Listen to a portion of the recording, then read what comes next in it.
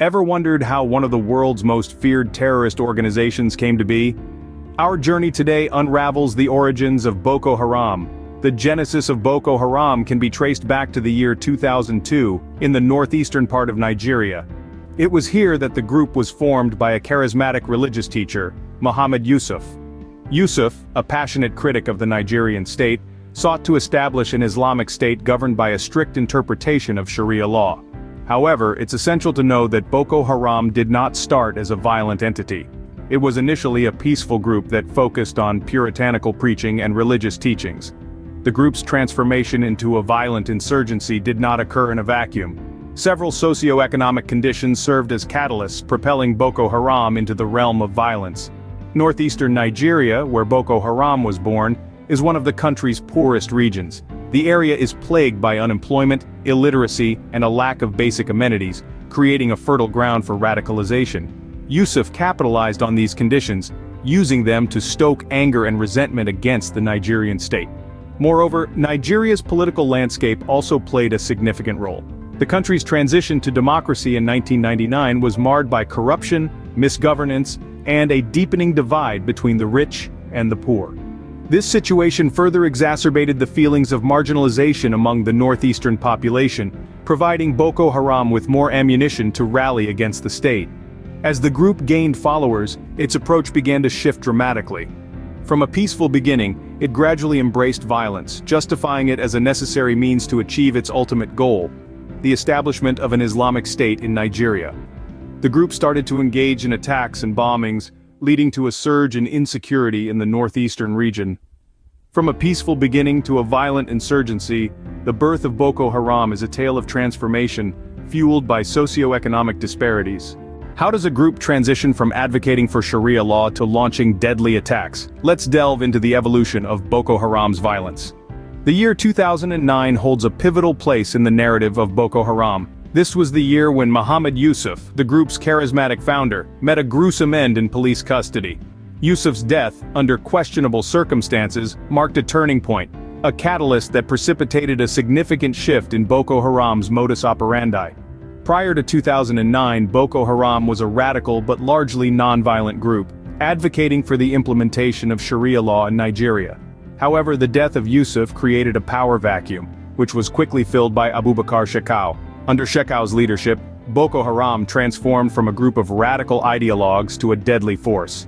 Shekau, a figure shrouded in mystery and controversy, was known for his ruthlessness and unpredictable nature. He was not only a religious extremist but also a skilled tactician who leveraged the group's growing notoriety to instill fear and exert control. Under his direction, Boko Haram escalated its campaign of violence, launching a series of bombings, assassinations, and kidnappings. The violence was not indiscriminate. It was targeted and strategic, designed to maximize impact and spread terror. Churches, schools, and government buildings were all targets, chosen for their symbolic value and the message their destruction would send to the Nigerian government and the world at large. The use of violence was not just a means to an end, it was also a recruitment tool. The more brazen the attacks, the more Boko Haram was able to attract disenfranchised youth, drawn to the group's audacious defiance of the Nigerian state. The death of Yusuf in 2009 marked a significant turning point for Boko Haram, transforming the group into a deadly force under Shekau's leadership. The reign of terror has left indelible marks on Nigeria and beyond. What has been the impact of Boko Haram's activities? Boko Haram's activities have resulted in a human, economic, and social impact that has dramatically altered the fabric of Nigeria. The human toll is immense, with thousands of lives lost to violence, families torn apart, and communities devastated. The group's relentless attacks have led to a massive displacement of populations, creating a humanitarian crisis of epic proportions. The economic impact is equally significant. Boko Haram's activities have led to the destruction of property, disruption of trade routes, and the decimation of local economies. This has resulted in increased poverty and deprivation, exacerbating already existing economic challenges. The social impact cannot be overlooked. The group's activities have increased tension among ethnic and religious groups, threatening the delicate balance of Nigeria's diverse society. The violence perpetrated by Boko Haram has also created a climate of fear and insecurity, disrupting social norms and community life. Among the many heinous acts committed by Boko Haram, one event stands out: the kidnapping of the Chibok schoolgirls. In April of 2014, Boko Haram militants kidnapped over 200 schoolgirls from the town of Chibok in Borno State. This event drew international attention to the group's activities, sparking global outrage and leading to the launch of the #BringBackOurGirls campaign. The Chibok kidnapping underscored the profound impact of Boko Haram's activities on women and girls, who have been disproportionately affected by the group's violence. In the aftermath of the Chibok kidnapping, the Nigerian government and the international community ramped up efforts to combat Boko Haram, but the group's activities continue to have a profound impact. The ripple effects of Boko Haram's activities have been devastating, leaving a trail of destruction and a deeply divided society in its wake. Confronting a terror group as potent as Boko Haram is no small feat. How has the Nigerian government responded? Let's delve into this. The Nigerian government, in response to the escalating violence, has primarily adopted a militaristic approach. This has involved deploying troops to the northeastern region of the country where Boko Haram operates, conducting airstrikes and establishing special military task forces. These actions have resulted in several reported victories, including the capture and killing of key Boko Haram figures. However, this military response has not been without its challenges. One recurring issue has been the allegations of corruption within the military. Funds allocated for military equipment and soldiers' welfare have been reported missing or misused, weakening the fight against Boko Haram. This corruption has not only hampered the effectiveness of the military response, but also eroded public trust in the government's ability to combat the terror group. Alongside corruption, human rights violations have been another significant challenge.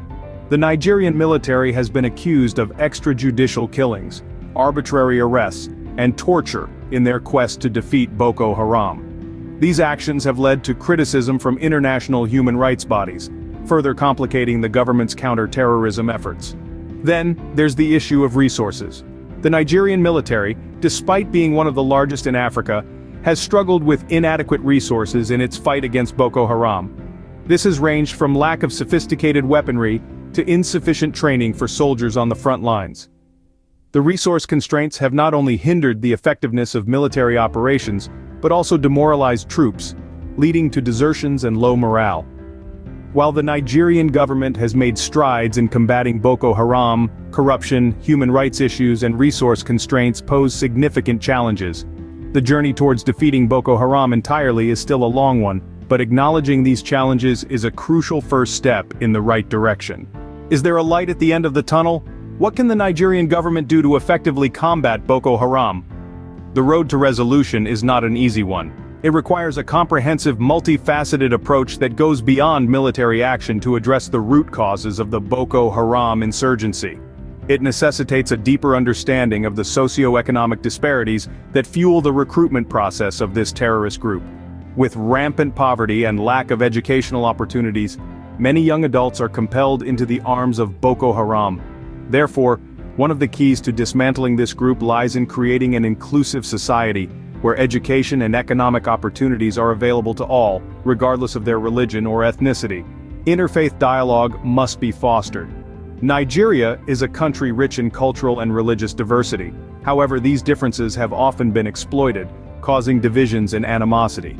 It's crucial to bridge this divide, to promote understanding, tolerance, and peace between different religious and ethnic groups.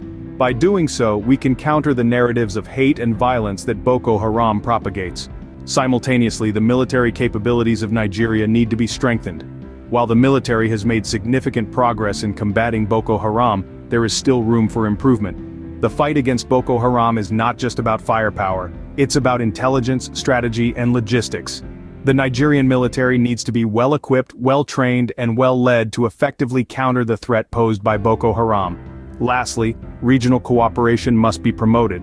Boko Haram is not just a Nigerian problem, it is a regional problem. The group has carried out attacks in neighboring countries, and its influence extends beyond Nigeria's borders. Therefore, a regional approach is needed. Nigeria must work closely with its neighbors and international partners to share intelligence, coordinate operations, and address the cross-border nature of this conflict. Addressing the Boko Haram crisis requires a multifaceted approach that not only includes military action but also tackles the root causes of the group's rise.